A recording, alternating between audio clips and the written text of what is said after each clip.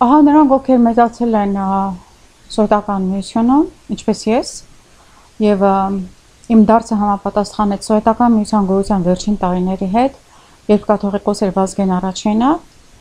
եւ ահա, ես նաեւ աշխատել եմ լուսավորիչ թերթի մեջ, հայկական հեռուստատեսությունում, աստվածաբանության գրական հաղորդումների մեկնաբան եւ այլն եւ այլն։ Եվ ես չեմ հիշում երբևէ, որ հայ առաքելական եկեղեցու ծեսերը գծված լինեին հեթանոս պաշտամունքների հետ։ Ահա հիմա մենք մտնում ենք մեծ պահքի մեջ, սիրելիներս, ասում են մեծ պահքի ժամանակ երկինքը բաց է, Աստծո ականջը բաց է, իմ տատիկներն էին ինձ սովորեցնում, եւ ահա այն ապաշխարանքի շրջանն է, խոստովանության շրջանն է, ծոմապահության շրջանն է, որ ամեն մեկը սպարտավոր ենք անելու, մեր առջև ծրագիրը դնելու, սրբանալու եւ խնդրելու այդ շնորհքը Աստծուց։ Եվ ահա ինչ է կատարվում։ Իզուր չի աշխատում սատանան։ Ահա աղեբլիտներ պիտի ուտեք, քահանաները ոգե շնչում են, որոշ քահանաներ դա անելու, իբր թե գեղեցիկ սովորույթ է։ Տրնդեզի վրա պիտի դա ուրեմն օրջիներ անեք, իբր թե գեղեցիկ սովորույթ է։ Մենք երկու տիրոջ չենք ծառայում։ Դեռ լուսավորիչը ինքը քննադատեց եւ ոչնչացրեց բոլոր հեթանոս սովորույթները եւ ահա գալիս է դա նաեւ Անկարայի տիեզերաժողովից, որի մասնակիցն էր Սուրբ Գրիգոր Լուսավորիչը եւ ահա ոչ մի հեթանոսական տար եւ արդարացում չկա, որ լինի դա գծված մեր Սուրբ ծեսերին։ Եվ որտեղից է սա գալիս, դուք գիտեք։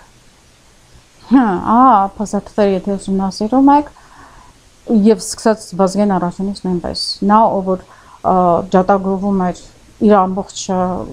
սովետական KGB-ի կազմը քննադատում եւ դատապիտում էր Քաղքեդոնը, սկսած իրենից բոլորը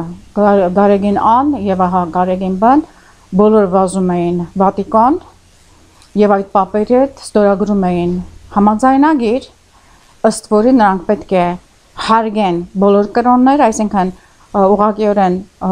ասված է, որ իրենք պետք է մասնակցեն կրոնների միացման այս գլոբալ գործընթացին եւ ահա ինչպես է դա արվում, իհարկե մեր ժողովուրդը դեռևս պատրաստ չէ Հայաստանում տեսնելու կրկես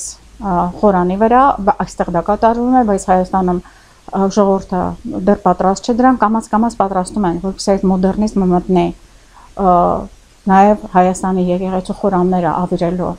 Բայց ահա պատրաստ է ժողովուրդը կարճելու իր ավանդույթներին, հեթանոս ավանդույթներին, որ եւ Գարեգին B կոչվածը կատարում է։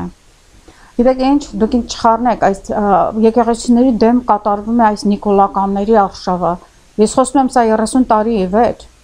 եւ ես խոսում եմ կանոններից։ Ես ոչ մի ազնական ճշնամանք չունեմ ոչ մեկի հետ։ Գարեգին B սիմոնական մեղքի մեջ է եւ նա կաթողիկոս չէ։ Մեր եկեղեցին չունի կաթողիկոս, պետք է ընտրել։ Ես տեսնում եմ շատ շնորհքով մարդիկ այստեղ քահանաների մեջ, բայց ինչու նրանք լռում են, ես չեմ հասկանում։ Ասեմ, որ քահանայի եպիսկոպոսի հեռացման հարցը դա եպիսկոպոսական ժողովի հարց է։